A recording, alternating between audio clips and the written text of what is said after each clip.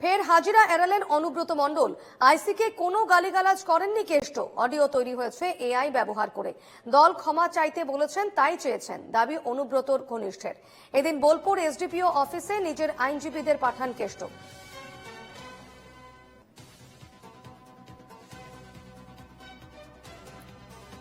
কি বলবেন?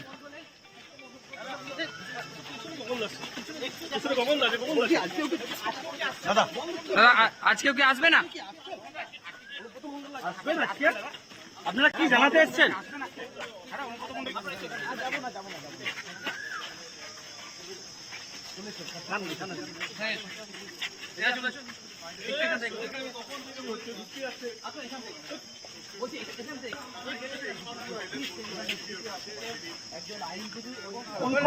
সরকার অনুব্রত মণ্ডল মিথ্যা এআই এর মাধ্যমে করা হয়েছে, মিথ্যা দল যা তদন্ত করা হয়েছে না, আমি বলছি এআই এর জন্য অনুব্রত মণ্ডল ক্ষমা চাইতে হলো। দল যা নির্দেশ দেবে তাই দল বলেছে, যাকে বলেছে দল ক্ষমা চাইতে বলেছে, ক্ষমা চাইতে মানে সেটা এআই এর জন্য হলেও যা হোক, যা দল বলবে তার বাইরে পড়বে। অনুব্রত মণ্ডল দলের অনুগত সৈনিক, মমতা বন্দ্যোপাধ্যায়ের সৈনিক, তিনি যা দল নির্দেশ করবে তার বাইরে। কিন্তু থানার আইসি যে ভয়ঙ্কর অভিযোগ করলেন, সেটা সরকার দেখবে, তিনি প্রশাসন দেখবে। মানে এই অভিযোগ হয়ে গেল, কি মনে হচ্ছে এই রেকর্ডিংটা লিক হয়ে গেল? থাকতে পারে, দলের একাংশ যুক্ত থাকতে পারে, আমার প্রশ্ন হচ্ছে আদালতের দ্বারা থেকে অনুব্রত মণ্ডল হয়েছে না, হবে না, যখন দরকার হবে তখন নিশ্চয়ই হবে। মানে থানার আইসি যে ভয়ঙ্কর অভিযোগ করলেন, সেটা সরকার দেখবে। এই অভিযোগটা অডিও কিভাবে হয়ে গেল, কি মনে হচ্ছে এই রেকর্ডিংটা লিক হয়ে গেল? যুক্ত থাকতে পারে, দলের একাংশ যুক্ত থাকতে পারে, কে যুক্ত আছে কতক্ষণ না হলে বলা যাবে। অনুব্রত মণ্ডল হয়েছে না, হবে না, যখন দরকার হবে তখন নিশ্চয়ই হবে।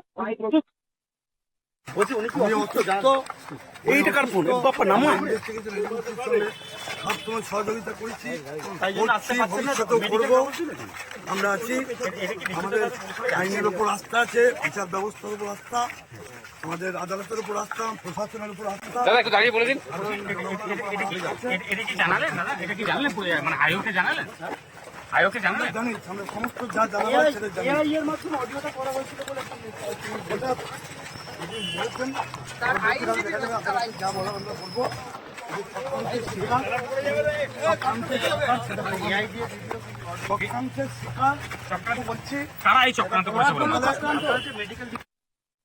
কি বলবেন? আমরা শুনছিলাম অনুব্রতর আইনজীবী বিপদানন্দ ভট্টাচার্য এবং তার ছায়া সঙ্গী দেবব্রত সরকার, তারা এসেছিলেন থানায় এবং এসডিপিও অফিসে, এবং সেক্ষেত্রে তারা যেমনটা জানালেন যে অনুব্রত মণ্ডলের বিরুদ্ধে চক্রান্ত করা হয়েছে। যে অডিও ক্লিপ ভাইরাল হয়েছে, সেই অডিও ক্লিপটি এআই প্রযুক্তিতে তৈরি করা এবং সেখানে অনুব্রত মণ্ডলের কোনো গলা নেই, সেখানে তাকে ফাঁসানো হয়েছে, তাকে চক্রান্ত করে ফাঁসানো হয়েছে, এমনটাই অভিযোগ করছেন তারা।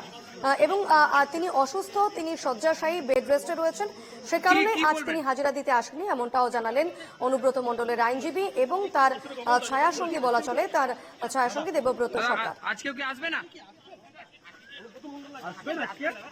আপনারা কি জানাতে এসছেন?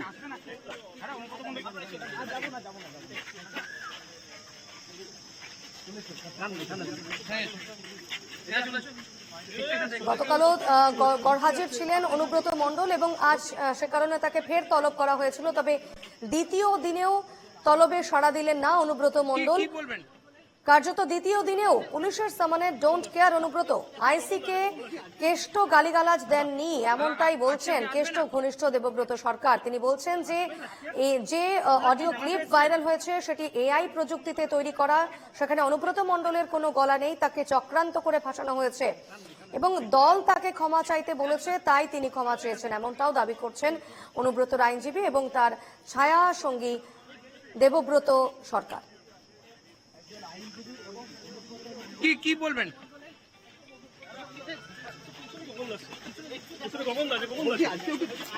দাদা আজকেও কি আসবে না?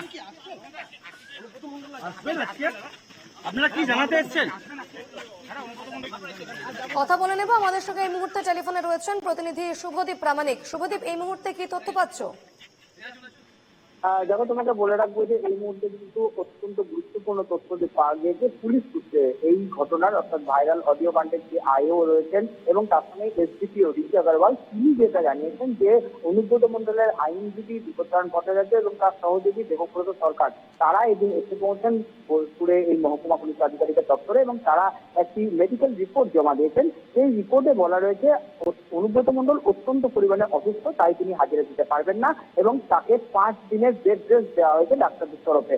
যদিও সেই মেডিকেল রিপোর্টটি কোন সরকারি হাসপাতাল নাকি কোনো বেসরকারি হাসপাতাল সেই বিষয়টি স্পষ্ট হয়নি। যদিও আমরা দেখেছি এর আগে যে ইডি সিবিআই যে ঘটনাগুলি ঘটেছিল সেই সময় কিন্তু দেখেছিলাম যে শান্তিনিকেতন মেডিকেল কলেজ, একটি বেসরকারি মেডিকেল কলেজ রয়েছে বোলপুরের মুলুকে, সেখান থেকেই সমস্ত কিছু যে মেডিকেলের রিপোর্ট সেগুলি দেওয়া হয়েছিল। কারণ এই মেডিকেল কলেজের কর্ণধার মলয়দীপ তিনি অত্যন্ত ঘনিষ্ঠ ছিলেন অনুব্রত মণ্ডলের।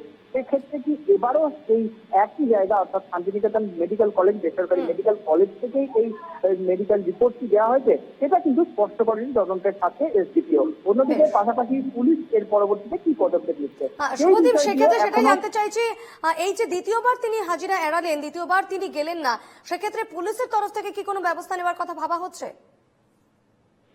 দেখো, এখনো পর্যন্ত কিন্তু পুলিশ এই বিষয়টিতে কোন রকম পদক্ষেপ নিচ্ছে না বললেই চলে। কারণ তারা যেটা জানালো যে এই যে মেডিকেল রিপোর্ট দেওয়া হয়েছে সেই মেডিকেল রিপোর্ট খতিয়ে দেখা হবে, তিনি অর্থাৎ অনুব্রত মণ্ডল কতটা অসুস্থ রয়েছেন, তার কি অবস্থায় রয়েছেন সেই সম্পর্কিত সমস্ত তথ্য যখন তদন্তের পরে উঠে আসবে তার পরবর্তীতে কিন্তু পুলিশের তরফে অন্য পদক্ষেপ নেওয়া হবে। অর্থাৎ এই মুহূর্তে বা আজকে কোন রকম যে নোটিশ, তৃতীয় নোটিশ তাকে হাজিরা দেওয়ার জন্য, সেটা কিন্তু এখনই দেওয়া হচ্ছে না বলেই বলা যেতে পারে।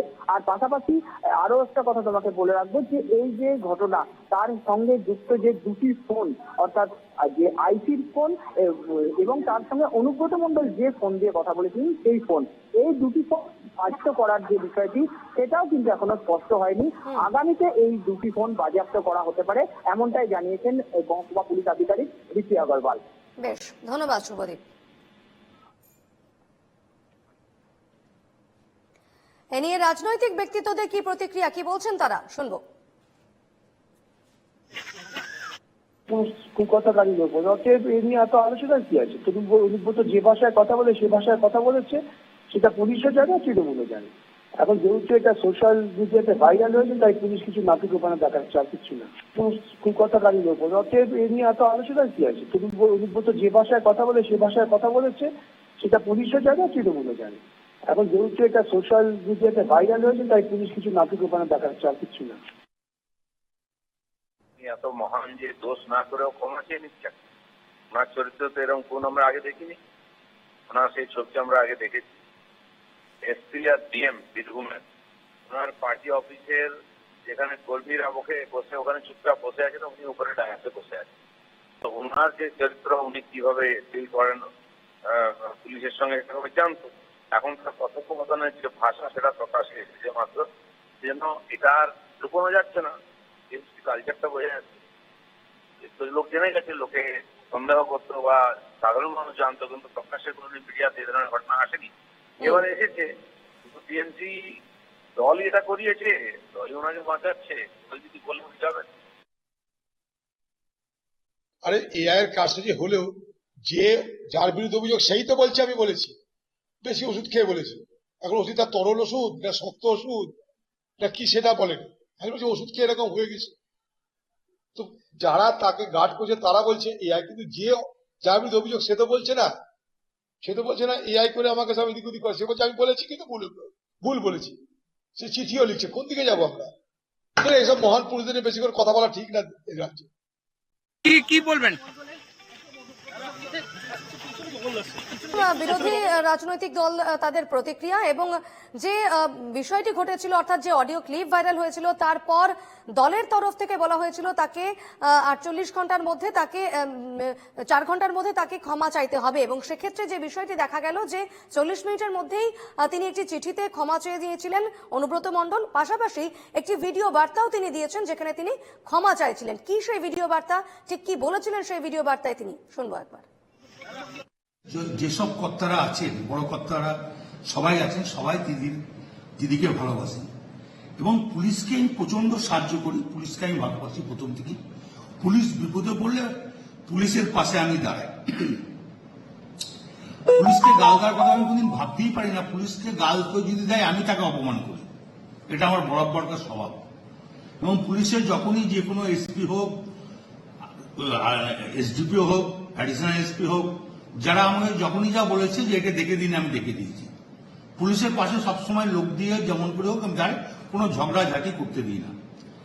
আমি খুব দুঃখিত, কারণ আমি ওষুধ ফষুধ রাখতে খাই তো না, ঘুমের, আর আমি এখন 10টার সময় ঘুমিয়ে যাই এবং ঘুমের ট্যাবলেটও খাই।